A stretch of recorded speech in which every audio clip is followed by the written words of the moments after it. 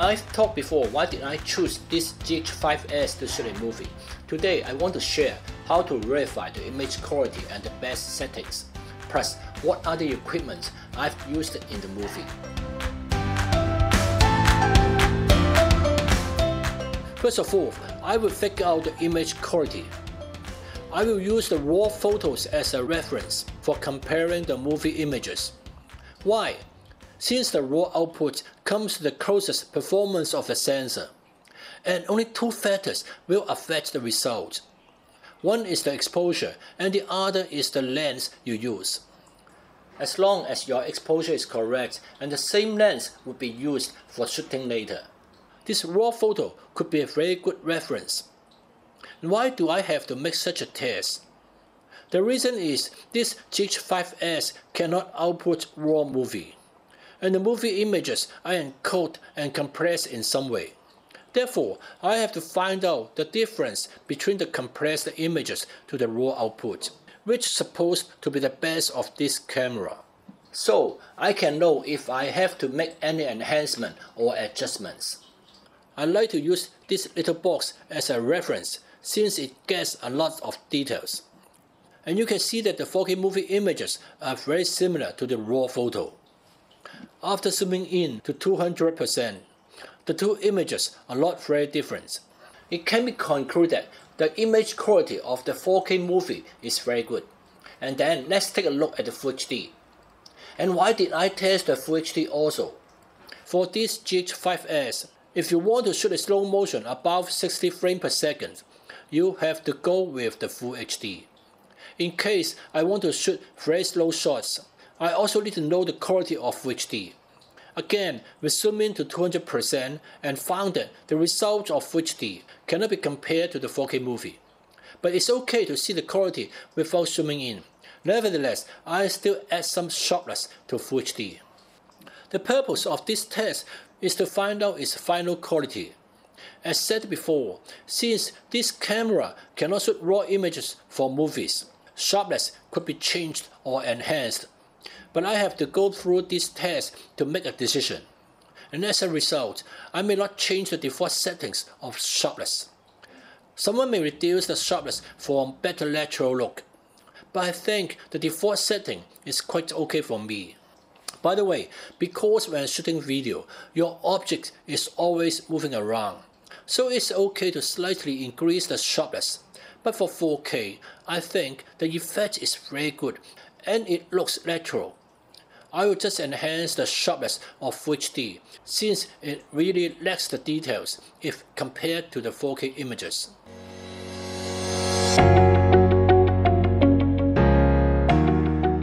After figuring out its image quality, we then try to find out its usable ISO. I skip showing the low ISOs since they are all good. I started from 12,800 and found it was really good and usable even without any denoise.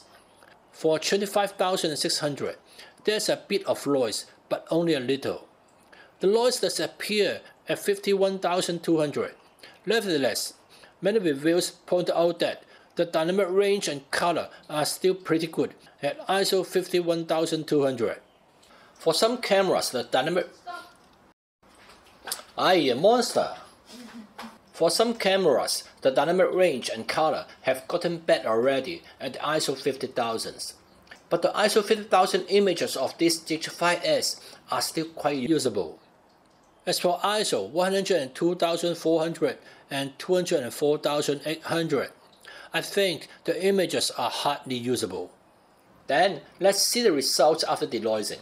And after denoise, the results of these 51,200s are still quite good and usable. But of course, the details and clarity will be affected after denoising. The same result happened at 102,400, but the situation got worse. And due to the application of quicker noise reduction, the clarity is seriously affected. Now I try to make magic with overexposure. You must have heard that when shooting with log gamma, it's better to overexpose a bit. I'm here to tell you if this is indeed the case. I overexposed one stop on ISO 6400 and put it back to normal in post-production. the image gets cleaner.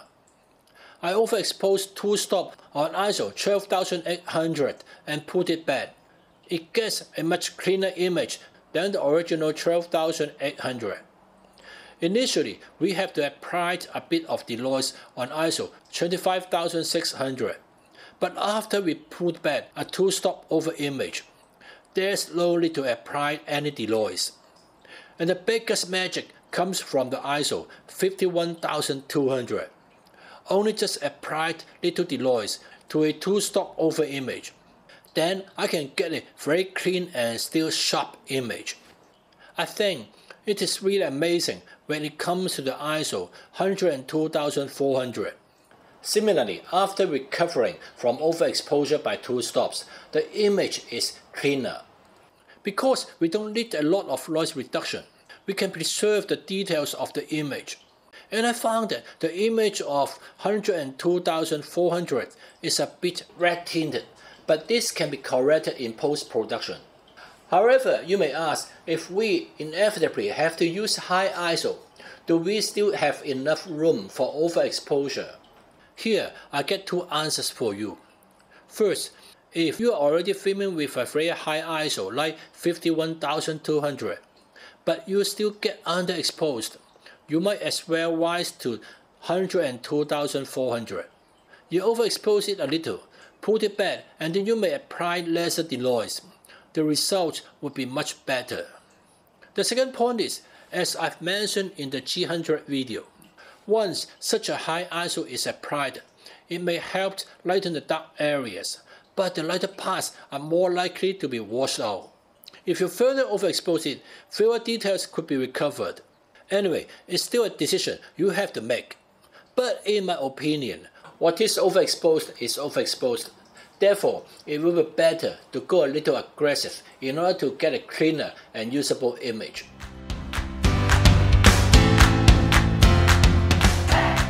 You may ask why I have to do this test. Does Panasonic say that there are already 2 native ISO? Firstly, I want to know the limits of this machine, and secondly, I don't want to be restricted to just 2 native ISO only when filming.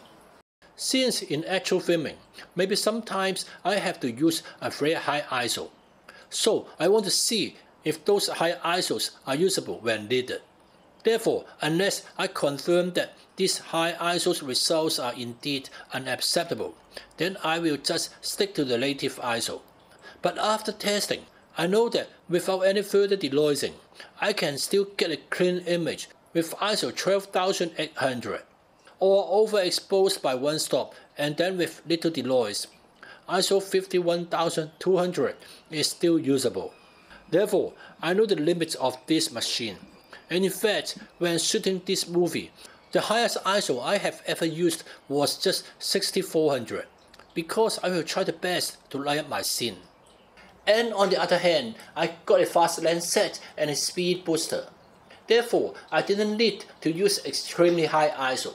And I found that the ISO 6400 is just as good as the recommended native ISO.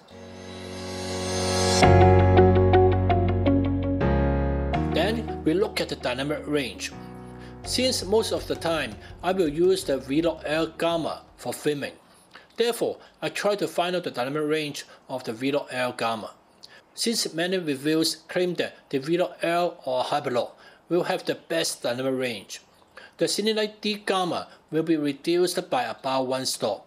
So I just stick on the Viltrox L Gamma with the native ISO 800 to see how many stops of dynamic range I could get.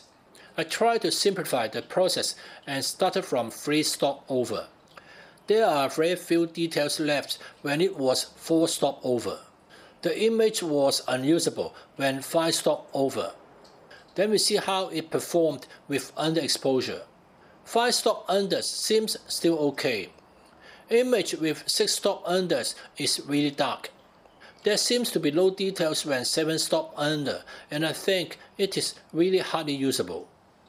Thus I found out that the dynamic range of these GH5s should be 4 stop over and 6 stop under, plus the original 18% gray. There should be around 11 stops. Again, why should I perform this test myself? Panasonic has already claimed that the dynamic range of the Viltrox Air Gamma should be about 12 stops. Firstly, sometimes those manufacturers will quite aggressive treat what I might think is almost unusable as usable. So I try to find out with my own standard.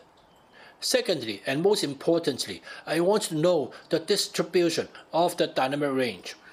And finally, I know that it is 4 stop over and 6 stop under.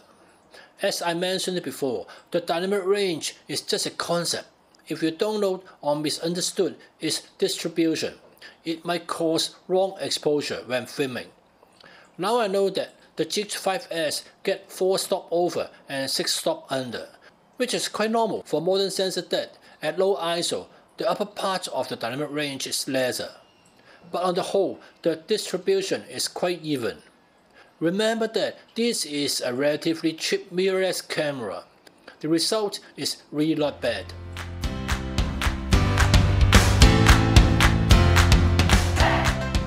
Just knowing the distribution of the dynamic range is still not enough. It's because in real filming, the realities won't be perfectly fit into the switch zone of your dynamic range every time. Therefore, we must know the latitude as well. Latitude is how many stops of over or under exposure that you can restore back to a normal usable image.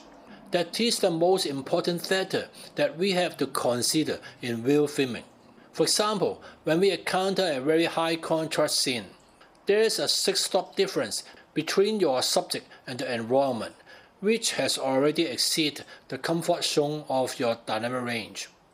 So how should I expose in order to keep both sides, that is, my subject and the details of those environments? We don't need to shoot any further footages for this latitude test. We can use back the materials for dynamic range.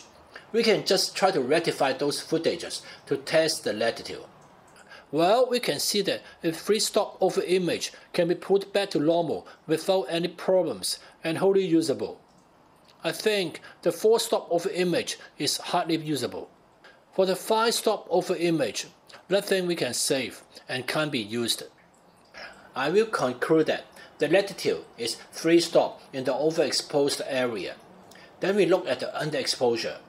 The image of 3 stop under could be wholly rectified. But you can see that since the sensor was underexposed, inevitably there was noise. So I will apply a little bit of the noise. Nevertheless, I will say that the rectified 3 stop under images are really usable.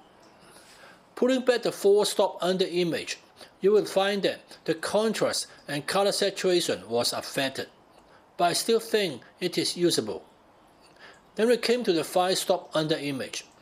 After corrections, things seems pretty good. However, pattern noise began to appear, which was hardly be removed. And thus, I think it wasn't quite usable. And finally, I will conclude that the latitude of these GH5s would be 3 stop over and 4 stop under, a total of 7 stops. Compared with the performance of the dynamic range, the latitude performance impressed me more. I once did a latitude test for the Sony A7S, which gets 6 stops of latitude. However, people still get noise when filming with the Sony A7S, which claimed as the king of the low-light camera. Why? It's because they can't apply the correct latitude when exposing to the A7S in extremely contrast scene. After all, I will adjust the white balance to see if there is any color tinting. Of course, we won't shoot with auto white balance. Mostly, I will use 3 settings: daylight 5600, tungsten 3200, and the in-between 4400 for mixed color temperature but want to have a warmer skin tone or under fluorescent color. Maybe you will ask, certainly we will have color correction, and the post-production is so powerful right now. Should we still need to set the white balance during filming? I will say that I won't set the white balance for every single shot. Instead, I will use the method I used to shoot film in the past, by just using preset color temperature only. On the other hand, Even though the post-production is so powerful, we will still try our best to simplify the efforts. It's still better to control the color temperature between different cameras for better continuity. Otherwise, it will take a huge effort to synchronize the colors for multi-cameras. So, we will have a basic color temperature setting, but no need to hunt for a perfect accurate white balance. Of course, it's just my personal opinion. Maybe you will have other ideas. However, my experience tells me that regarding the white balance, there's no need to be 100% accurate, since your idea of color may change later.